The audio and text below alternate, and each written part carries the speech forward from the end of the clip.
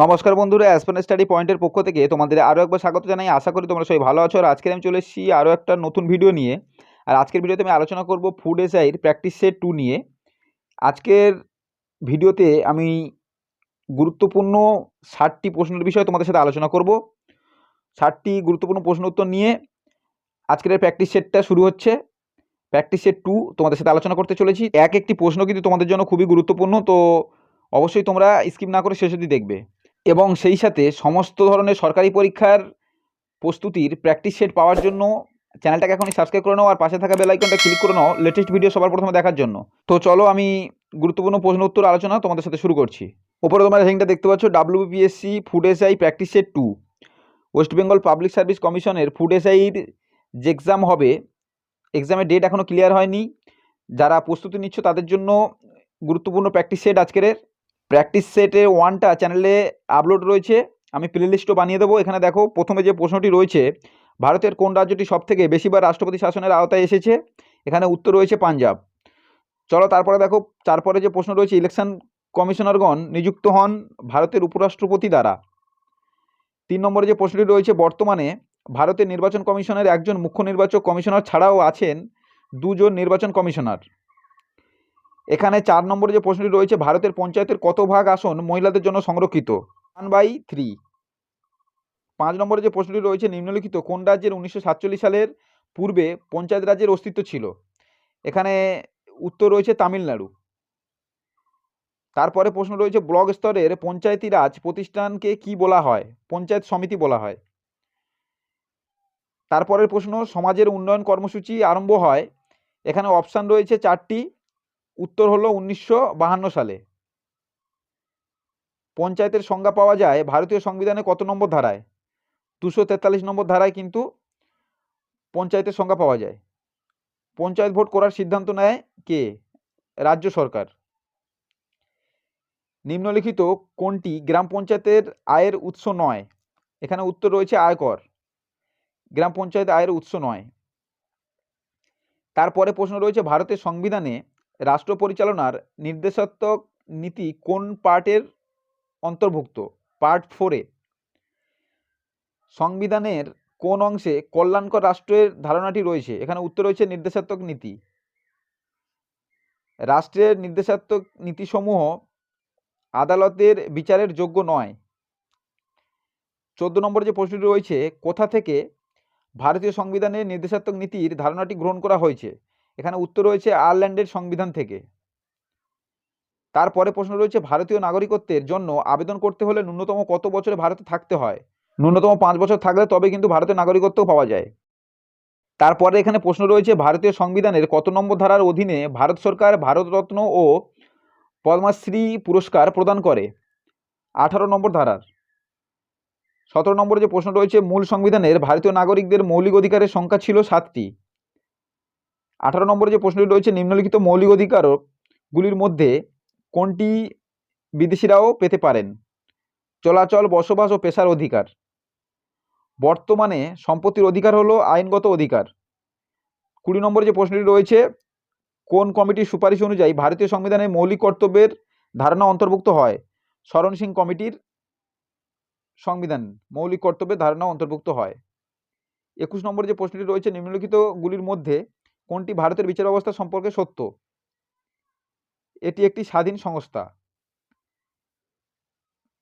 তারপর 22 নম্বরে যে প্রশ্নটি রয়েছে, নিম্নোক্ত কোন আধিকারিক পার্লামেন্টের সদস্য না হয়েও পার্লামেন্টের যে কোনো কক্ষে আলোচনায় অংশগ্রহণ করতে পারেন? Attorney general. তারপরে প্রশ্ন রয়েছে, ভারতের এটর্নি জেনারেল নিযুক্ত হন কার দ্বারা? এখানে রয়েছে রাষ্ট্রপতির দ্বারা। তারপরে প্রশ্ন রয়েছে, নিম্নে বর্ণিত মামলাগুলোর মধ্যে কোন মামলা সুপ্রিম কোর্টের রায়ে কোন রাজ্যে সংবিধানের 365 নম্বর ধারা অনুযায়ী রাষ্ট্রপতি শাসন জারি করা প্রায় অসম্ভব হয়ে উঠেছে? এসআর বোম্বাই বনাম ভারত সরকার। এখানে প্রশ্ন হচ্ছে, ভারতীয় সংবিধান কত প্রকার জরুরি অবস্থার কথাটা বলা রয়েছে? 3 প্রকার। ভারতের রাষ্ট্রপতি জাতির জরুরি অবস্থা জারি করতে পারেন 352 নম্বর আর্টিকেল অনুযায়ী। ভারতের রাষ্ট্রপতি জরুরি অবস্থা জারি করতে পারেন উপরোক্ত ঘটনাগুলির মধ্যে যে কোনো একটি ক্ষেত্রে। এখানে যে অপশানগুলো রয়েছে, যুদ্ধ শুরু হলে বা সম্ভাবনা থাকলে, আর্থিক স্থিতাবস্থা বিঘ্নিত হলে, সাংবিধানিক কাঠামো বিপর্যস্ত হলে তবেই কিন্তু রাষ্ট্রপতি জরুরি অবস্থা জারি করতে পারেন। 28 নম্বরে রয়েছে ভারতে আর্থিক জরুরি অবস্থা 360 নম্বর ধারা প্রথম জারি হয়েছিল। এখানে অপশান রয়েছে 1965 সালে, 1962 সালে, একবারও জারি হয়নি, এবং 1975 সালে। এখানে উত্তর রয়েছে একবারও জারি হয়নি। 29 নম্বরে যে প্রশ্নটি রয়েছে, ভারতের রাষ্ট্রপতি এখনও পর্যন্ত মোট কতবার জাতীয় আপৎকালীন অবস্থা ঘোষণা করেছিলেন? উত্তর এখানে রয়েছে 3 বার। 30 নম্বরে যে প্রশ্নটি রয়েছে, ভারতীয় সংবিধানে কত নম্বর ধারা বলে রাষ্ট্রপতি কোন রাজ্য সরকারকে বরখাস্ত করতে পারে? 356 নম্বর ধারায়। তারপরে প্রশ্ন, লোকসভায় কোন অর্থ বিল পাস হয়ে যাওয়ার পর রাজ্যসভা বিলটি সম্পর্কে সিদ্ধান্ত গ্রহণ সর্বাধিক কতগুলি দিন বিলম্ব করতে পারেন? এখানে 14 দিন উত্তর রয়েছে। বিধানসভায় অর্থ বিল উত্থাপনের জন্য কার পূর্বানুমতি আবশ্যক? রাজ্যপালের। অর্থ কমিশন গঠিত হয় একজন সভাপতি ও ড্যাশ জন সদস্য নিয়ে, 4 জন সদস্য নিয়ে। এখানে তারপরে প্রশ্ন রয়েছে, অর্থ কমিশনের সুপারিশ মানা প্রথা হিসেবে পালনীয়। তারপরের প্রশ্ন, অর্থ কমিশনের সভাপতিকে নিয়োগ করেন রাষ্ট্রপতি। তারপরে প্রশ্ন রয়েছে, ভারতীয় সংবিধানের কত নম্বর ধারা অনুযায়ী অর্থ কমিশন গঠিত হয়েছে? 280 নম্বর ধারা অনুযায়ী। তারপরের প্রশ্ন, অর্থ কমিশন গঠিত হয় ড্যাশ বছর অন্তর, কত বছর অন্তর অর্থ কমিশন গঠিত হয়? এখানে উত্তর রয়েছে 5 বছর অন্তর গঠিত হয়। কত বছর বয়স পর্যন্ত হাইকোর্টের বিচারপতিরা স্বপদে বহাল থাকেন? 62 বছর বয়স পর্যন্ত। তারপরের প্রশ্ন, সুপ্রিম কোর্টে প্রধান বিচারপতি ছাড়াও আর কতজন বিচারপতি থাকতে পারে? 30 জন। তারপরের প্রশ্ন, রাজ্যের প্রধান বিচারালয়ে প্রধান বিচারপতিকে নিয়োগ করেন কে? ভারতের রাষ্ট্রপতি। আমাদের সংসদীয় শাসন ব্যবস্থার ভিত্তি কি? এখানে উত্তর রয়েছে সর্বজনীন প্রাপ্তবয়স্কদের ভোটাধিকার। 42 নম্বরে যে প্রশ্নটি রয়েছে, সর্বাধিক কত শ্রমের মধ্যে সংসদের অধিবেশন নাও বুঝতে পারে? 6 মাস, সর্বাধিক 6 মাস। 43 নম্বরে যে প্রশ্ন রয়েছে, ভারতের সংবিধানে রেসিডুয়ারি পাওয়ার ন্যস্ত করেছে কেন্দ্রীয় আইনসভার ওপর। 44 নম্বরে যে প্রশ্নটি রয়েছে, পার্লামেন্টের কোন কক্ষের সভাপতি ওই কক্ষের সদস্য না? এখানে রয়েছে উত্তর রাজ্যসভা। তারপরের প্রশ্ন, নিম্নলিখিত কোন অধিকারী পার্লামেন্টের সদস্য না হয়েও পার্লামেন্টের যে কোনো কক্ষে আলোচনায় অংশগ্রহণ করতে পারেন? Attorney general. 46 নম্বরের প্রশ্ন, লোকসভার শূন্যকালের স্থায়িত্বকাল? এখানে উত্তর রয়েছে কোনো নির্দিষ্ট সময় নেই। এখানে 47 নম্বরে যে প্রশ্নটি রয়েছে, গণপরিষদের সদস্য সংখ্যা কত ছিল?